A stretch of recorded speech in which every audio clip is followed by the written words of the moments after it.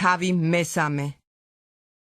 ჰოი უგუნორო გალატელებო, ვინ მოგაჯადოვათ თქვენ რომ არ დამორჩილებოდით ჭეშმარიტებას, თქვენ რომელთა თვალწინ აღიწერა ცხადად იესო ქრისტეს ჯვარცმა.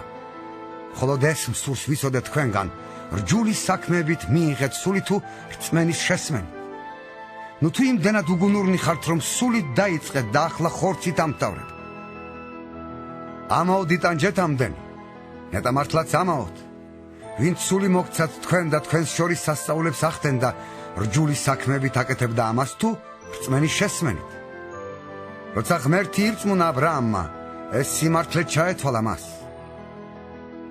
ამიტომ გაიგეთ, რომ ვინც რწმენისაგან არიან, აბრაამის შვილები არიან.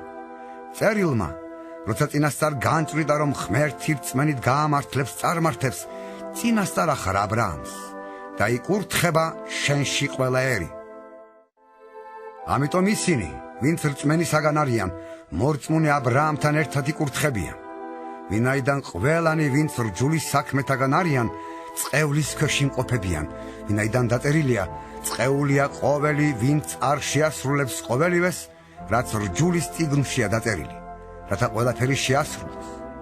ცხადია, რომ რჯულით ვერავინ გამართლდება ღვთის წინაშე, ვინაიდან მართალი რწმენით იცოცხლებს, ხოლო რჯული რწმენით არ არის, მაგრამ ვინც მას შეასრულებს, მისით იცოცხლებს. ქრისტემ გამოგვისყიდა რჯულის წყევლისაგან და გახდა წყეული ჩვენს ნაცვლად, ვინაიდან დაწერილია, წყეულია ყოველი დაკიდებული ძელზე, რათა აბრაამის კურთხევა ქრისტე იესოს მიერ იყოს წარმართებზე, რომ სულის აღთქმა მივიღოთ რწმენით. ძმებო, ადამიანურად ვამბობ, ადამიანის მიერ დამტკიცებულ ანდერძსაც კი ვერავინ უკუაგდებს და ვერც ვერაფერს დაუმატებს. ხოლო აბრაამს ეთქვა ეს აღთქმანი და მის თესლს.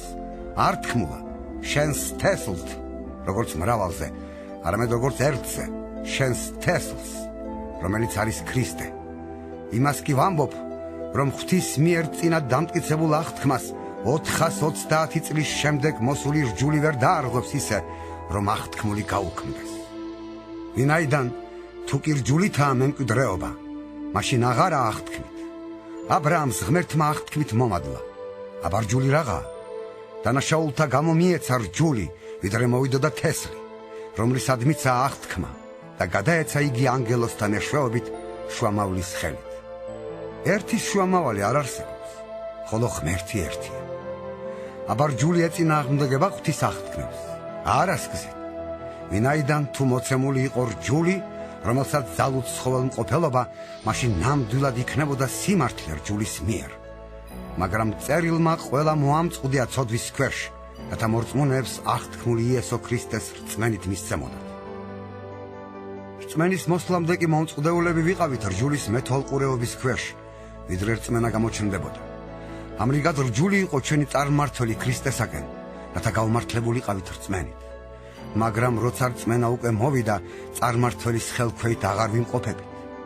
ვინაიდან თქვენ ყველანი ღვთის შვილები ხართ ქრისტე იესოში რწმენით. ვინაიდან რა კი ყველა მონათლეთ ქრისტეში შეიმოსენთ. უკვე აღარ არსებობს არც იუდეველი და არც ბერძენი, არც მონა და არც თავისუფალი, არც მამრი და არც დედრი. ვინაიდან თქვენ ყველანი ერთი ხართ ქრისტე იესოში.